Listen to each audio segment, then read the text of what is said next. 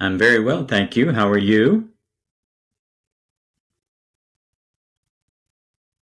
I do. Do you also?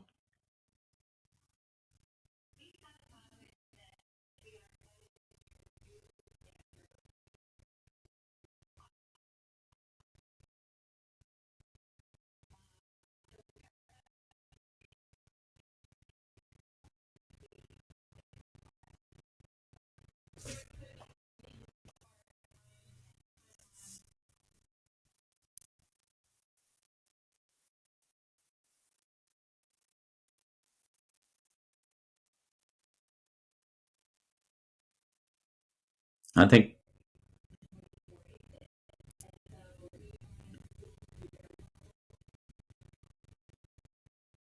I think that would be wonderful. Thank you. Yes, absolutely.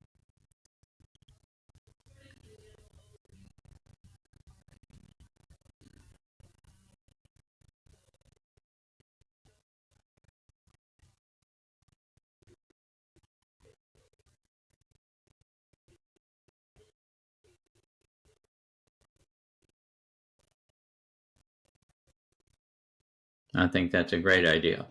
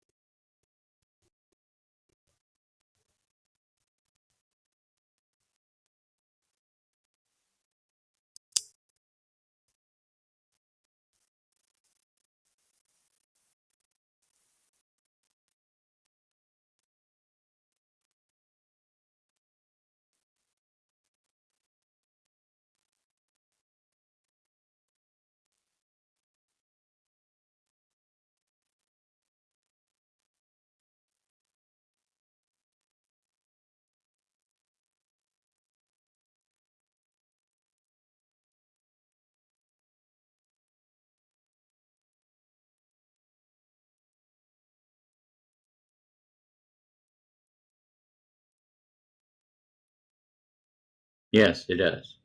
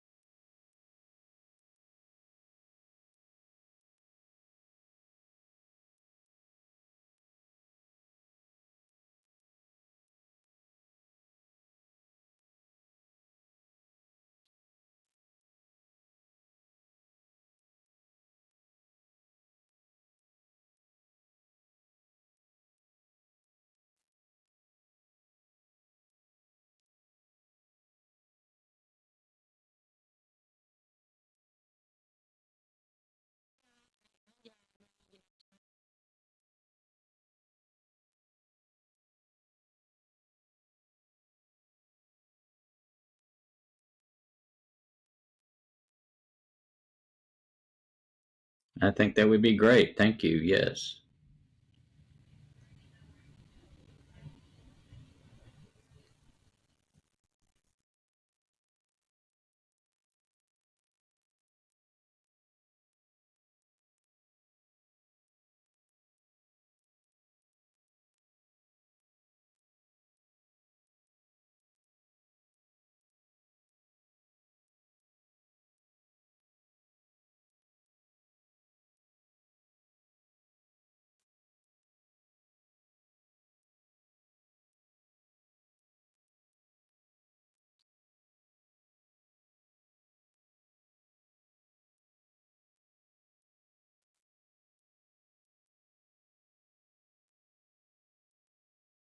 Okay. Yes. Yes, please.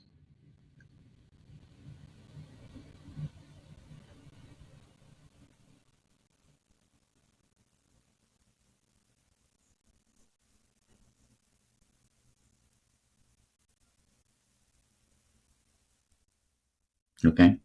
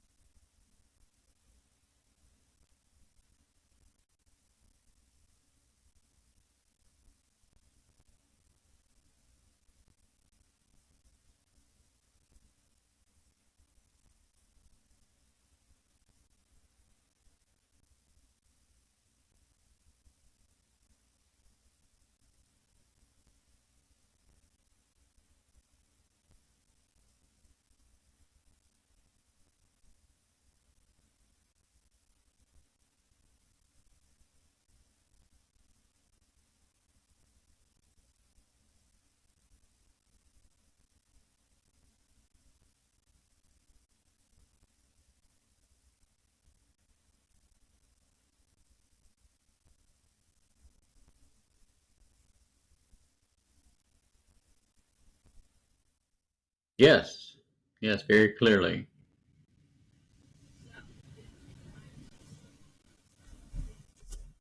Yes.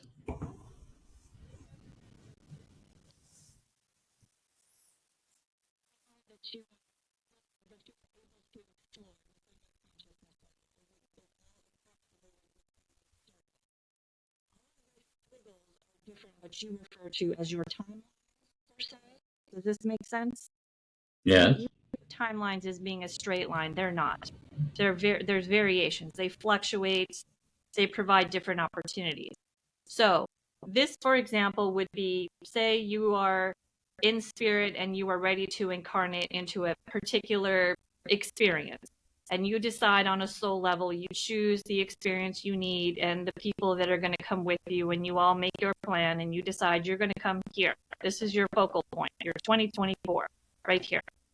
So of Okay. all the possible places that you could go, this is all of your time, which you know as a time. You decide to come here. Here's 2024. Yes? Yes. Okay. Everything down this direction would be considered your past. This is you, from here, your frame of reference is down here. This is your past. Up here, you would consider your future, the unknown, so to speak, from your particular vantage point here in your 2024. So all the experiences of humanity, all the knowledge, all of the events are all encapsulated from this point downward. All of this is known to you from your vantage point. All of this is what you would consider your future. From your vantage point, you do not have access to all of this in most cases. You have access to everything that you would consider your past from your focal point down. This is where you chose to incarnate at this particular time. Now, when we see projections, or we anticipate a certain trajectory of where your consciousness is going. So people say, well, when is contact, we will use this example because we know many people will have questions regarding this from our previous chat. Okay, so what is the likelihood of contact? Why is this so significant here? Why do you, from your vantage point where we are, which is outside of your third density field of vision, so to speak, as you understand it, we are outside of all of this. We can see all of this. But when you ask us from your vantage point, what is the likelihood of contact, let's say, for example, we say there is a strong trajectory. We say the energy is pointing as to this way. Yes, this is strong.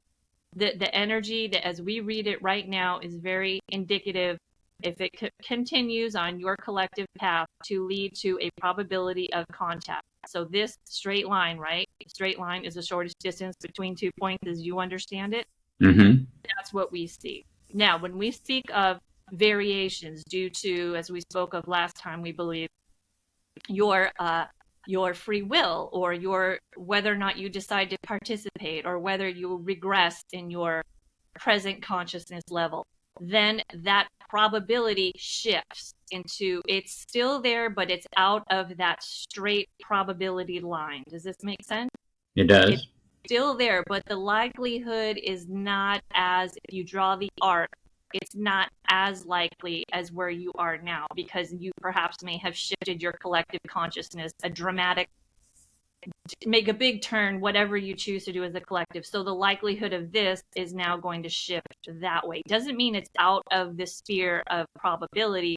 It just means the likelihood is now deviated from the current path, and so on and so forth. So the more that you change your perspective, your consciousness level, your desire to participate in this particular outcome, the more deviated you get from that high probability of that outcome. And this isn't just true for contact. This is true in your own personal life. So say, for example, your trajectory is, okay, I have these plans, I've worked.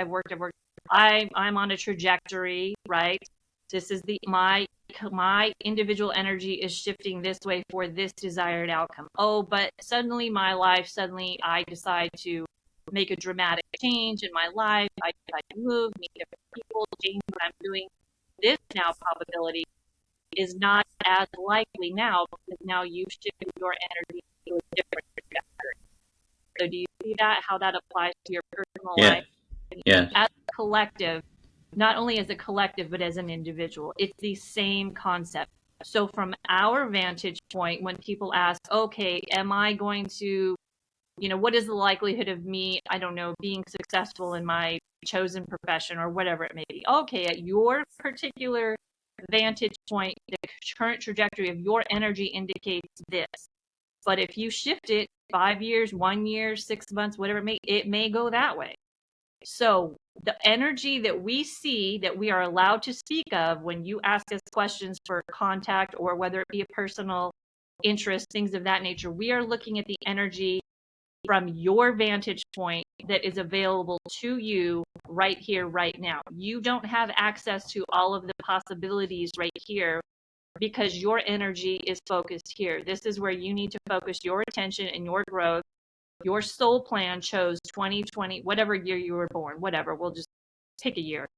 But that is your focal point where you start from. So whatever you needed to learn, that was the best time frame for you to enter an incarnation. And so from your point of view, your past is available to you as a collective, as far as what happened in your personal life, as well as in your planetary sphere within your peoples, and what they did and didn't do is available to you here. Anything outside of that is somewhat limited, not to everybody, but to the majority, because your focal point is here.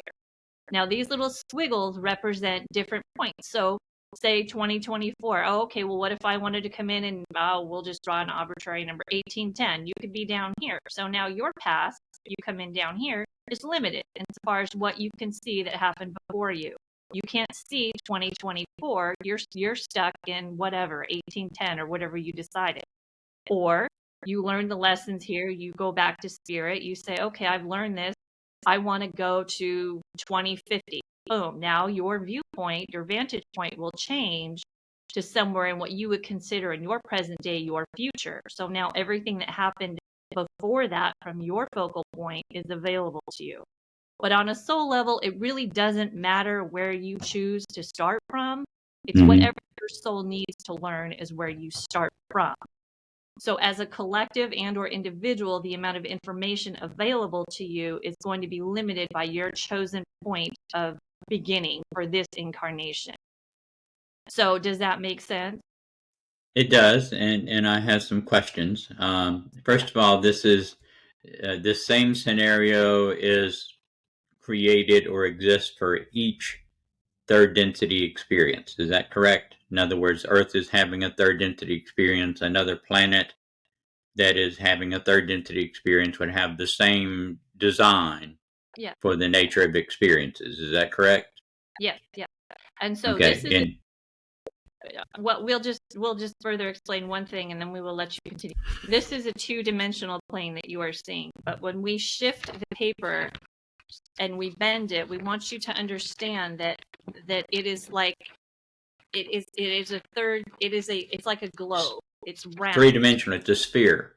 It's a sphere. So just because you are here, you can go deeper into that experience. You can stay superficial. It's multi-layered. So we want you to really understand the fact that you're here. So you don't just go up, down, sideways. It is a multi-dimensional experience. You can experience it as deeply as you wish, as laterally, all different sides of it and all different available consciousness patterns that are available to you within this particular year of your time as you understand it. You can explore that as deeply as that will let you go, or you can choose not to. So we want to really make an illustration that this is not a two-dimensional existence. It is a Right. sphere, a globe. So it has all the different dimensionalities that go with it, even though it looks just like a pinpoint or a dot. It has it's multifactorial in what you can experience within this particular chosen set point. We like to call It's, that set point. it's three dimensional. We can go up, down, sideways, back and forth, or deeper. Yes, yes, but you And cannot traverse way up here, nor can you traverse physically as you understand it way back here. This okay. information is known to you, but you can't. Some can. We don't like the word absolute. There is no absolutes when it comes to certain things like this. So you can't just say, "Oh, well, I'm bored at 2024. Wouldn't it be fun to jump to 2050?" That it doesn't work like that because you are here for a reason. The lessons you need to learn are encapsulated within this particular time as you understand it, the experiences you need for your own growth, and the souls that need that as well that have chosen to come with you are all right here. So there is no need to go elsewhere. There's nowhere else to go because it's all happening at once. That's a whole nother Right. topic. It's all happening at once. So there's nowhere to go.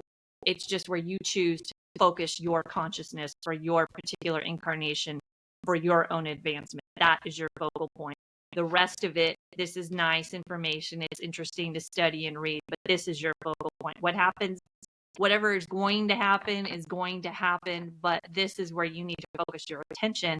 And when we read energy, when people say, what is the likelihood of, certain massive events such as contact, we look at the collective energy here and then see the trajectory if it maintains where it's more than likely going to go. Does this make sense? It does. But going deeper, what are the characteristics of going deeper as opposed to swimming and just staying superficial? I mean, what are we learning by going deeper? By going deeper into your own experience here, you are learning more about yourself within this focal point. You are exploring all aspects of this particular consciousness pattern at that point. You are exploring all of it. If you choose to just flounder and just flop through day by day, you are missing the depth and breadth of everything available to you here. You miss it. So then when you come out of that incarnation, you say, oh, wow, I didn't take full advantage of everything that there was for me to learn because I chose not to. So then you go out and you say, oh, these are things I need to revisit. You may not come back here, you may go over here, but the learning that you failed here to obtain will be carried with you here in a different environment as you understand it from your physical being standpoint. But The again, lessons go ahead. Yeah. the lessons to be learned may be the same if we didn't learn them in as we're describing at the previous incarnation. Yes, yes. But The lessons are the same. It doesn't matter what technology or what your houses look like or any of those factors. The lessons don't change.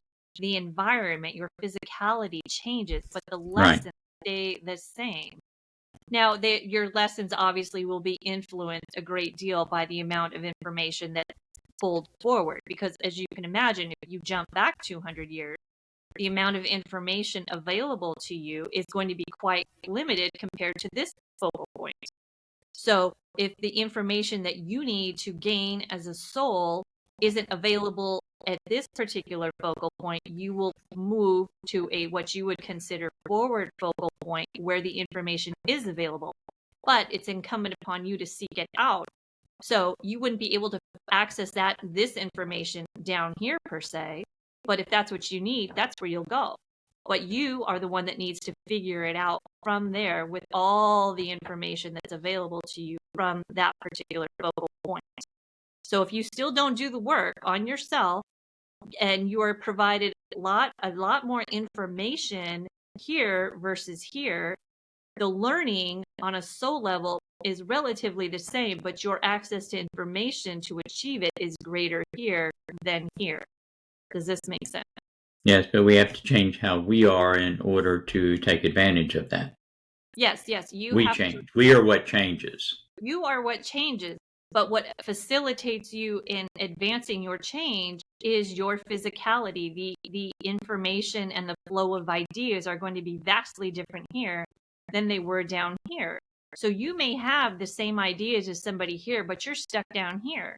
So now you're considered a witch and burned at the stake or all kinds of crazy things. But up here, everybody accepts that information. It's not so strange. People say, well, of course it's like that. I mean, why would you think otherwise? Well, if you were down here, it'd be a problem. But up here, it's not. So that information and that experience of thinking, how shall we say, outside the box or looking at things from a critical thinking standpoint that we always talk about, isn't so accepted here in many of your environments or social situations here. It's accepted here, but you carry that with you. So you learn that critical thinking in a very challenging way here, and you can pull that forward here. And now that you've learned it, now you can explore other things that might seem a little odd or strange or woo-woo, as you say in many of your teachings. We understand. We make fun of you. But you understand. So the learning happens here. You pull it forward, and it's more accepted. And now you have opportunity to say, yes, I knew I was right here. See, but it took me a lifetime to convince people, or at least put the idea into this collective. It's now accepted. Now I can pull it forward. Everyone accepts it. Cool. Now I can go do something else. Okay. So again, a question about going deeper. I understand we're going to let our instrument put the paper down unless you have further questions regarding that. No, that's fine. We can continue on without the visual. Okay. Going deeper enhances what is preserved from an incarnation, does it not? Yes. This is the importance of exploring it deeper, because many of those things or ideas or values or things that you have learned in previous lives, if you come forward and this is why we speak about getting so distracted. If you get distracted by things, you forget who you are and what you learned on a soul level, because that won't be presented. Oh, look at this neat phone, I know how to work it. That had nothing to do with your soul learning from a previous incarnation as you understand it. You need to bring forward your thoughts, your ideas, your ability to be brave, your ability to look at things differently, to look at things objectively, whether or not it is agreeable amongst those you are around. It is those traits and qualities that help you explore the depth and breadth of whatever incarnation in your time as you understand it that you need to bring forward and explore. And it's easy to get lost in the shuffle with your day-to-day busy this, that, and the other, to forget the learning that you have acquired from previous lifetimes. So all of these distractions become very sort of debilitating to a lot of your development, because you forget the core learning. You forgot the intuition. I know everyone says this, but it doesn't feel right to me. And you explore that. Why doesn't this feel right? What am I looking and or hearing that doesn't resonate with me, and why is that? And it doesn't matter what time period you decide to incarnate in, that will not change. The people around you, the technology, those things will change, but your ideas, your questioning, your morals, how you feel about yourself, your guidance system, that's what gets propelled forward. That is the focus. All the other stuff is just stuff. So Right. it is your own personal journey. It is your own, development of compassion and understanding, and understanding the motivations of yourself primarily and those around you, and trying to understand the interactions between people, and soul to soul, and not so much, oh, you're this color, I'm that color, you have this kind of car, I have that kind of car. Those are irrelevant. So those lessons get carried through from lifetime to lifetime and become expanded upon, and they're enhanced or inhibited based upon the social structure of the time that you incarnated, and how you allow it to influence you. Hmm. Okay, so going deeper, we're tasked in third density of awakening, becoming aware, and eventually, prior to our readiness to graduate to fourth density, to become awareness, and also to learn compassion and sympathy for our fellows, which I understand is a foundational precursor for beginning to explore love in fourth density. Is that correct? Yes, yes. And we would just like to clarify one thing. You are absolutely correct. However, we, from our perspective, we choose not to use the word sympathy because that implies pity, and that implies somebody, you feel sorry for them, like they're unable to do for themselves. So we don't really like the word sympathy. We prefer empathy, because when you say you're empathetic towards somebody, it means you understand their plight, but you don't deem them less. You don't feel sorry for them. You don't feel as if they can't come out of it on their own. You look at them as an equal versus, oh, you poor thing. Do you see the difference in the wording? Yeah, I do. And that's, definitions are important because so many words have multiple meanings to different people. And my reference to sympathy is very simply recognizing that need in others, Yes. not necessarily being condescending to them, but just recognizing that need beyond our own perception of self. Yeah. And compassion is developing that precursor to empathy. My understanding of empathy is more learning to feel what that other person feels rather than this just establishing a harmonic resonance with how we are.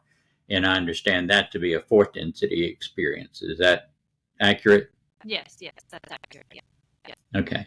So when you say when we're going deeper, we're becoming more aware. We're learning that inherent characteristic of the creator by exploring ourselves. Yes. And that's Is- true in all densities. Yeah. yes, um, but the subject matter of what we're learning differs from density to density, does it not? Oh, yes. Yes. It does. Yeah. Yeah. Okay, but in third density, which is what we're primarily speaking of now, that going deeper instead of remaining superficial is learning about awareness itself and using that awareness that we explore to heal ourselves of our distortions of perception. Is that correct? Yes. Yes. This is correct.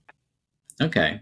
So this being a sphere, time being a sphere, is instead of a line, as I had previously tried to understand it and explain it, allows us the opportunity to fulfill our purpose for being here, which is exploring ourselves and ever deeper levels of understanding.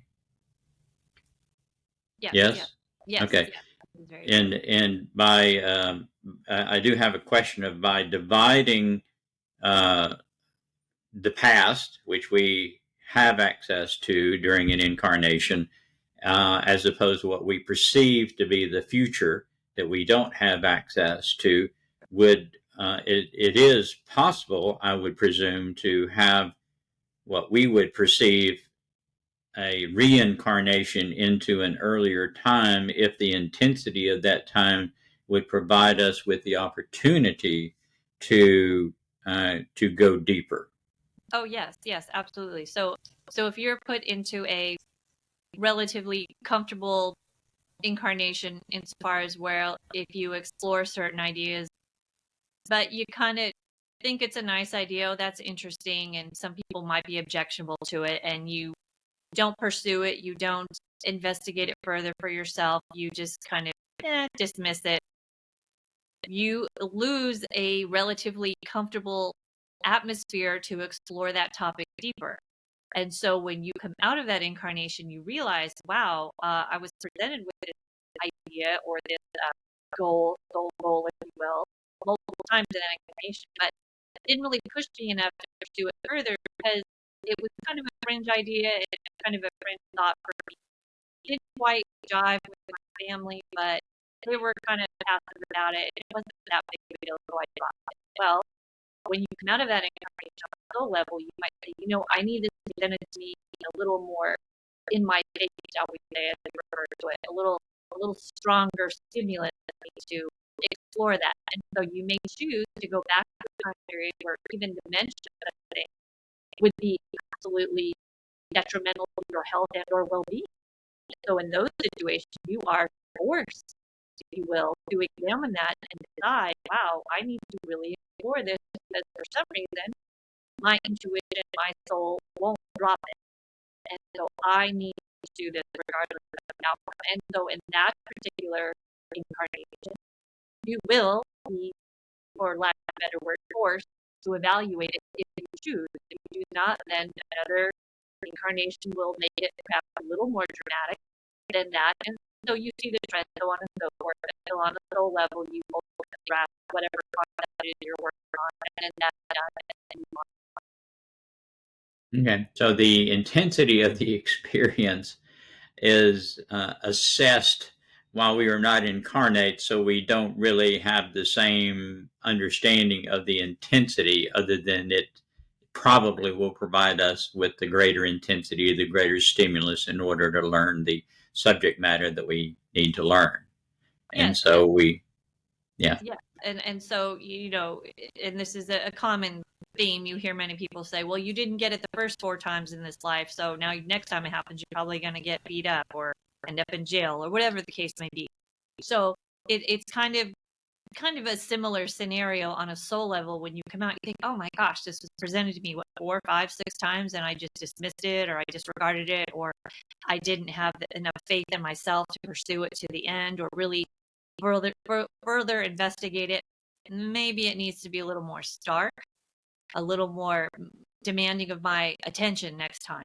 And so then the parameters become set for you to the main focus of that incarnation will be that one life lesson, and it will be presented to you as you choose and design in a much more dramatic fashion than you would have intended for yourself if you chose that while you were incarnate. Why would I do that? Oh gosh, that sounds horrible. That's silly. Why would I do that? Well, on a soul level, you realize, yes, this might be the impetus that I need in order to finally get that lesson. So instead of trying this another 100 incarnations for this one goal, let's just kind of get it over with and just make it a little more dramatic so that I don't have to revisit this another 100 times, 10 times, whatever the case may be, whatever you decide. Okay. Changing perspective just a little bit, a wanderer, which we've not talked about a wanderer in our past conversations, but a wanderer, one of the many potential tasks of a wanderer is to incarnate into a particular lifetime in order to provide some of the information that has heretofore been lacking. Is that correct? Yes, that's correct. And by virtue of adding that information at that historical point in time, is hoped to elevate the consciousness of that whole segment of the sphere. Yes. Is that correct? Yes, this is correct. Okay.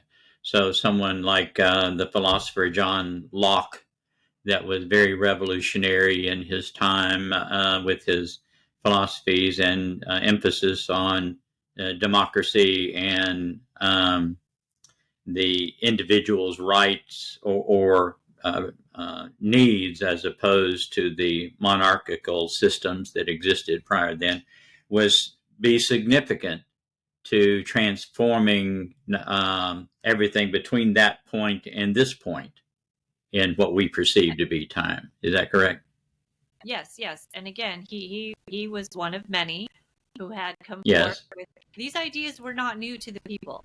they just did not have a way to sort of put them all together. They didn't have the education or the ability to read and write, to really formulate their ideas and solidify it and be able to pass it around from village to village or, place to place. They didn't have that technology, if you will. They didn't have that education. They needed somebody like him to come forth with those skills to sort of collectively bring it all together, if you will, in a concise, easy to understand manner for the masses who were too afraid to do it for themselves. One, because they didn't quite know how to consolidate their information. They didn't have access to reading or writing or quick modes of transportation, anything like that.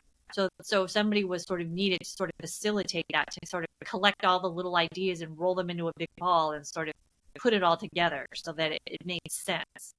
He gave a definition and a voice.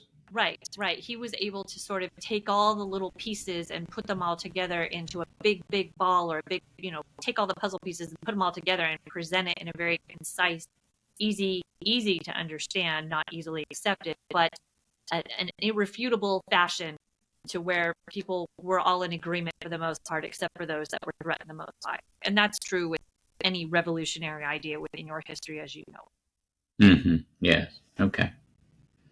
Okay. I think I've exhausted my questions. I think your explanation it's been tremendously helpful to me, and I'm sure it will be to our viewers and or listeners as well.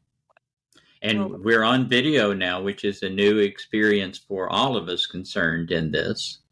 Yes, our instrument, as you know, is we make fun, is not very advanced in technology, shall we say, as you know. Well, she does better than she thinks she does. We make fun. I know. But we appreciate your efforts. We know that there was some difficulties with assembling all of the required parts for today's interaction, but we appreciate your efforts, and we feel that a visual representation of things of time and projections and all of that, these are all words that are thrown around, but we feel a diagram is a very illustrative, collective way to sort of put it all together. So, now it makes sense. Now I get it. For some, not all, but for some. And as we've stated before, many channel sources will present information in different ways, and this is just one way that we choose to deliver information. As our instrument is very visual in nature, and that's how she learns, and many of you people learn that way as well. Yes, it always helps, whether we're visually oriented or not. Yeah, but it does help. Well, we thank you for your time, and we look forward to chatting again. Thank you, my friends. As always, it's a pleasure.